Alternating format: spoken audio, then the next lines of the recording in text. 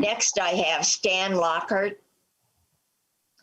Thank you, Madam Chair, members of the committee.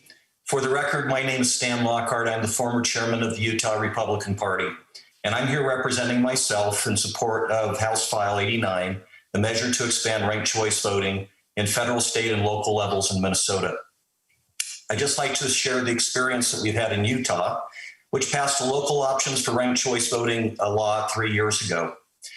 We had our first election 2 years ago, and 2 cities were brave enough to opt into this brand new method of an election.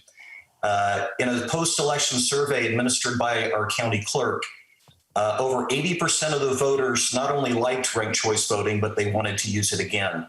And 87% of candidates in those 2 elections wanted to use ranked choice voting again.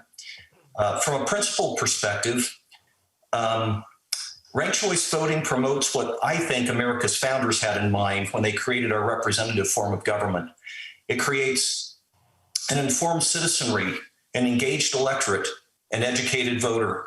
And it does that because you're forced to go beyond your first choice. And you have to dig just a little bit deeper as a voter in order to make these choices. And that's good. We want informed voters.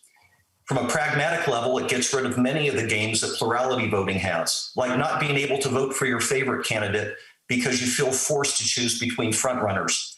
Or maybe it's vote splitting that takes place on a regular basis. Or maybe it's something that we call the spoiler effect. But it gets rid of many of those games that we have in our current system of election. At a time when our country needs civil, strong debate on all sides of issues, ranked choice voting provides that incentive for candidates to be issues-oriented instead of using character assassination to win the day. Grassroots Republican activists brought ranked choice voting to Utah 25 years ago. And because I was a part of the establishment, I resisted it at all costs. What I've discovered is that we have nothing to be afraid of. Ranked choice voting for a voter is as pure as it comes. It allows a voter to have a fuller expression of their will, which is good. We want them to express their will at the polls. Ranked choice voting, I've determined that it's apolitical, that it's a methodology that if your district is center right, the person who will be elected is likely going to be center right. If your district is center left, your elected person is likely going to be someone who is center left.